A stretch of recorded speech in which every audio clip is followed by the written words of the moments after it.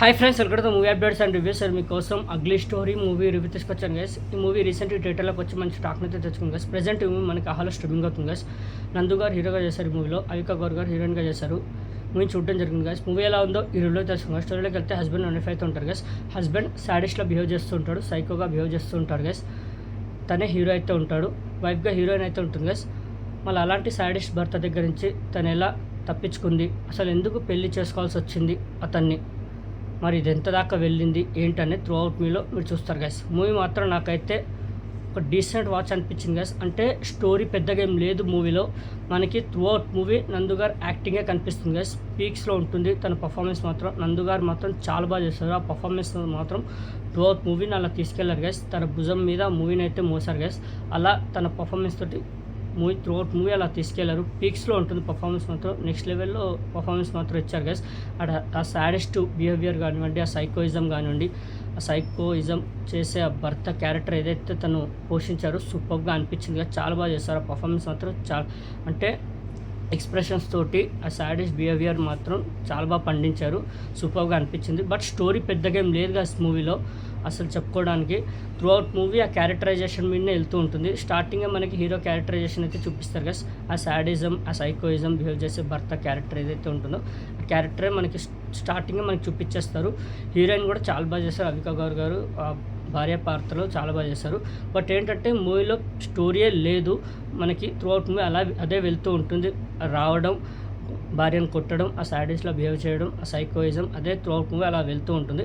Second హాఫ్లో మనకి interval తర్వాత ఏంటంటే ఆ స్టోరీ పాస్ట్లో జరిగిన స్టోరీ అయితే చూపిస్తారు. అసలు తను ఎందుకు పెళ్లి చేసుకోవాల్సి వచ్చింది ఏంటనేది సెకండ్ హాఫ్లో మనకు కొంత స్టోరీని అయితే చూపిస్తారు. పాస్ట్లో జరిగింది అది ఓకే, డీసెంట్గా అనిపిస్తుంది. ఇంకా క్లైమాక్స్కి వచ్చేసరికి ఎండింగ్ మాత్రం అంత సాటిస్ఫాక్షన్గా అనిపించలేదు గైస్. నాకైతే ఎండింగ్ అంత ఇంప్రెసింగ్గా అనిపించలేదు.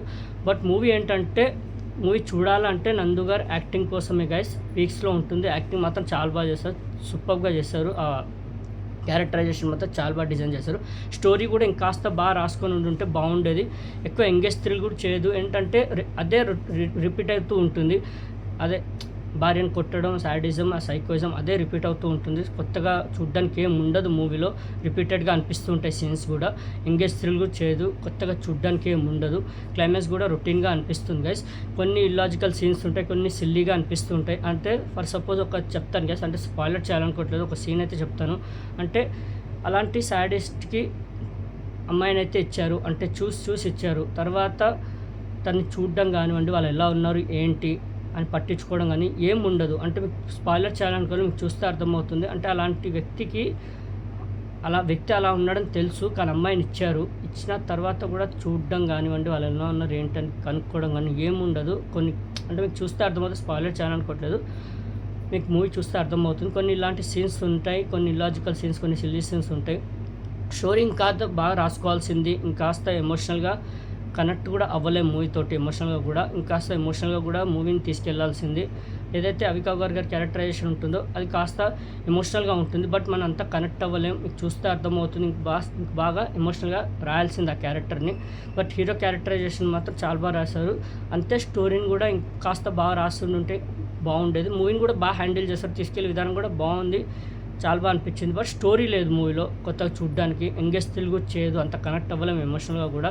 ఎండింగ్ కూడా ఇంప్రెసింగ్గా అనిపించదు, జస్ట్ ఓకేష్గా అనిపిస్తుంది ఎండింగ్ కూడా. మెయిన్లీ నందుగారి పర్ఫార్మెన్స్ మాత్రం పీక్స్లో ఉంటుంది. చాలా బాగా చేస్తారు. ఆ ఎక్స్ప్రెషన్స్ తోటి యాక్ట్ మాత్రం చాలా బాగా చేస్తారు. ఆ సాడెస్ట్ బిహేవియర్ కానివ్వండి, ఆ సైకోయిజం కానీ చాలా బాగా చూపించారు. కొన్ని పాత్రలు ఉంటాయి, బాగానే ఉన్నారు. ప్రతి ఒక్కరు బాగానే చేస్తారు వాళ్ళ పోర్షన్స్లో.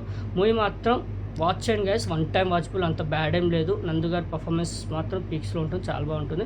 నందుగారి కోసం అయితే మూవీని అయితే వాచ్ చేయదు గైస్. బట్ కొత్తగా చూడడానికి ఏమి ఉండదు. స్టోరీ కూడా పెద్దగా ఏం లేదు మూవీలో. Twist and turns engage thrill కూడా పెద్దగా ఏం చేయదు స్టోరీలో. ఓకే, ప్రెజెంట్ ఆహాలో స్ట్రీమింగ్ అవుతుంది గైస్ అగ్లీ స్టోరీ.